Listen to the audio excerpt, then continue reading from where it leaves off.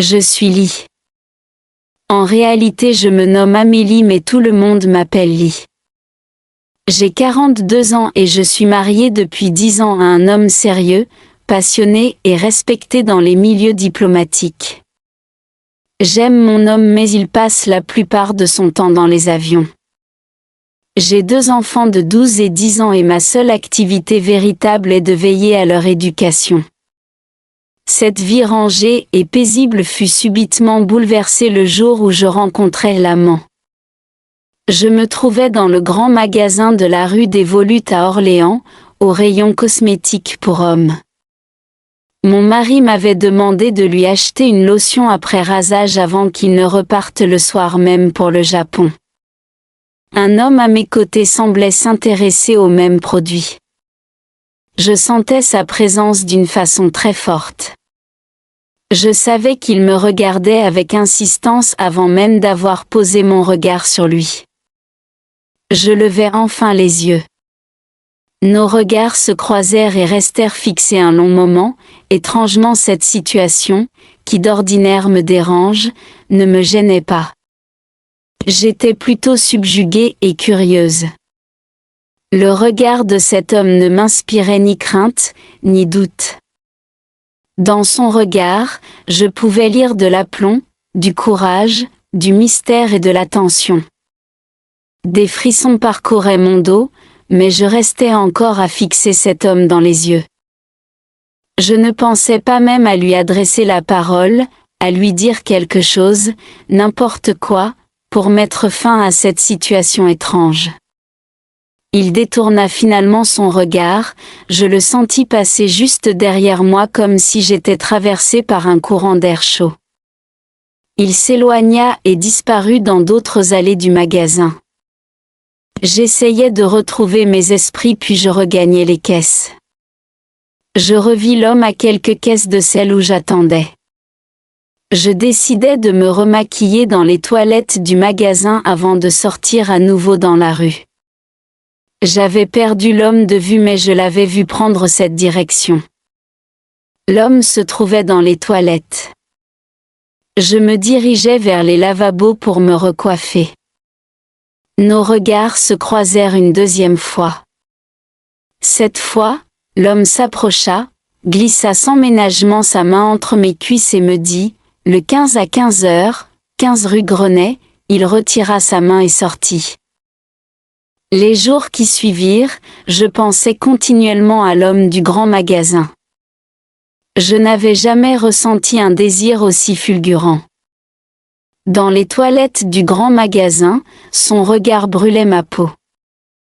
Mon cœur battait à tout rompre, mes cuisses frissonnaient encore sous l'audace de son geste. Je restai figée un instant, le souffle court, sentant l'humidité naître entre mes jambes. Qui était cet homme pour éveiller en moi un tel incendie? Je sortis dans la rue, troublée. Le vent froid giflait mon visage, mais la chaleur en moi persistait. Rentrée chez moi, je me déshabillai lentement dans la salle de bain, repassant chaque détail de cette rencontre. Mes doigts glissèrent sur ma peau, là où sa main s'était aventurée, et un gémissement s'échappa de mes lèvres. Je basculai la tête en arrière, m'abandonnant à cette vague de plaisir. Cette nuit-là, je fis l'amour à mon mari avec une ferveur inhabituelle. Mes ongles s'enfoncèrent dans son dos tandis qu'il me possédait, mais ce n'était pas son visage que je voyais. L'image de cet inconnu me hantait, son regard brûlant, sa main conquérante. Quand je jouis enfin, ce fut son nom, inconnu, que mon esprit cria en silence. Le désir venait d'éclore. Et il était insatiable. Les jours suivants furent une torture exquise. Chaque fois que je fermais les yeux, je revoyais cette scène dans les toilettes, ressentant encore la brûlure de sa main entre mes cuisses. Mon corps réclamait ce frisson interdit, une faim viscérale que mon mari ne pouvait apaiser. Je passais mes journées dans une attente fébrile, obsédée par ce rendez-vous inscrit au creux de ma mémoire. Devant le miroir, je caressais ma peau, imaginant d'autres mains, plus fermes, plus audacieuses. Ma main glissa sous ma robe, effleurant la soie de mes dessous déjà humides. Je laissai échapper un soupir de frustration, ma respiration saccadée. Le soir, dans notre lit conjugal, mon mari me prit avec tendresse, mais je voulais plus. J'arquai mon dos sous lui, le guidant dans un rythme plus sauvage, plus désespéré. Mes hanches cherchaient à combler un manque qu'il ne comprenait pas. Quand enfin je tremblai sous lui, je me mordis la lèvre pour ne pas prononcer un nom interdit. Le matin du 15, je me levai le cœur battant. J'avais pris ma décision. À 15 heures, je serais aux 15 rue Élan. L'horloge affichait 14h55 lorsque je m'arrêtai devant la porte du 15 rue Élan. Mon souffle était court, mon ventre noué par une anticipation brûlante. Je poussai la porte et pénétrai dans un couloir feutré. Une odeur enivrante de bois et de cuir flottait dans l'air. Il était là, adossé au mur, un sourire à peine esquissé sur ses lèvres. Sans un mot, il s'approcha, et avant que je ne puisse dire quoi que ce soit, sa main glissa sur ma nuque, attirant mon visage contre le sien. Son baiser était violent, exigeant, allumant une tempête en moi. Mes mains tremblantes parcoururent son torse sous sa chemise entr'ouverte, sentant la chaleur brute de sa peau. Il me poussa contre la porte, ses lèvres descendant le long de mon cou, mordant légèrement ma clavicule. Mon corps s'embrasa tandis que ses doigts défaisaient ma robe, révélant ma peau frémissante. Sa bouche traçait une ligne de feu sur mes seins nus, sa langue taquinant mes pointes durcies de désir. D'un geste sûr, il me souleva, mes jambes s'enroulant autour de sa taille. Il m'adossa à un mur, sa main glissant entre mes cuisses tremblantes. Une vague de plaisir me submergea alors qu'il m'explorait avec une maîtrise envoûtante. Mon souffle devint haletant, chaque mouvement amplifiant mon besoin insatiable. Quand enfin nos corps s'unirent dans un élan de passion brute, un gémissement m'échappa, mon dos s'arquant sous l'onde de plaisir qui me traversait. Chaque poussée était une torture exquise, un jeu dangereux entre abandon et domination. Le temps s'effaça, ne laissant que le son de nos souffles mêlés et le choc rythmé de nos corps enfiévrés. Et quand enfin la jouissance nous prit, je sus que rien ne serait plus jamais comme avant. Je rentrai chez moi en titubant presque, mon corps encore engourdi par les vagues successives de plaisir. Sous ma robe, ma peau marquait encore la trace de ses doigts, de ses lèvres avides. Chaque pas était un rappel de ce que je venais de faire, du délice interdit qui venait d'éclater en moi. Mais le désir n'était pas rassasié. Il s'était éveillé, vorace, insatiable. Dans mon lit conjugal, je me sentis vide, comme si mon corps savait désormais ce qu'il lui manquait. Je fermai les yeux et revis chaque détail, la morsure brûlante de ses dents sur ma peau, la pression de ses mains fermes qui guidaient mes hanches, la douceur brutale de sa bouche explorant chaque centimètre de mon être. Les jours suivants, l'attente devint une torture. Mon téléphone vibra enfin. Un message, court, tranchant comme un ordre, demain, 17h. Même adresse. Mon ventre se serra sous l'anticipation. Mon esprit luttait, mais mon corps répondait déjà. Je me laissai tomber sur le lit, mes doigts glissant sous la dentelle de mon dessous. Chaque caresse me ramenait à lui, à sa force, à sa domination enivrante. Quand l'extase me prit, ce fut son nom, inconnu, qui franchit mes lèvres dans un souffle tremblant. À 17h précises, je me tins devant la porte du 15 rue Élan. Mon cœur tambourinait dans ma poitrine, mes cuisses tremblaient sous l'anticipation brûlante. Lorsque la porte s'ouvrit, il n'attendit pas une seconde.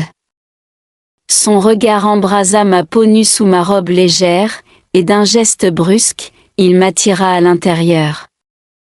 Sans un mot, il me plaqua contre le mur, ses lèvres s'abattant sur les miennes avec une intensité affamée. Ses mains glissèrent sous mon tissu, déchirant presque ma lingerie. Un gémissement s'échappa de mes lèvres tandis que sa bouche s'égarait le long de mon cou, mordant, suçotant, revendiquant chaque parcelle de moi. Il me retourna contre le mur, ses doigts explorant sans retenue, éveillant des frissons délicieux sur ma peau fiévreuse. Mon souffle se fit saccader alors que son corps me dominait totalement. L'abandon était total, mon plaisir incontrôlable. Il me posséda avec une force brute, un rythme ardent qui consumait chaque recoin de mon être. Chaque gémissement, chaque soupir était un cri silencieux de dévotion. Et lorsqu'enfin, le plaisir nous submergea, je sus que je ne pourrais plus jamais me passer de lui. La nuit enveloppait la pièce d'une chaleur feutrée, mais tout en moi brûlait d'un feu sauvage. Il n'avait pas cessé de me marquer de son désir, de me faire oublier le monde extérieur pour ne laisser place qu'à nous deux, à cette fusion intense et ininterrompue. Ses mains parcouraient encore mon corps, explorant chaque recoin comme si chaque centimètre de ma peau lui était à conquérir. Il me portait avec une force tranquille, un contrôle absolu, tout en me laissant me perdre dans l'extase. Nos corps s'entrelaçaient sans fin, une danse effervescente et sauvage, rythmée par le battement de nos cœurs.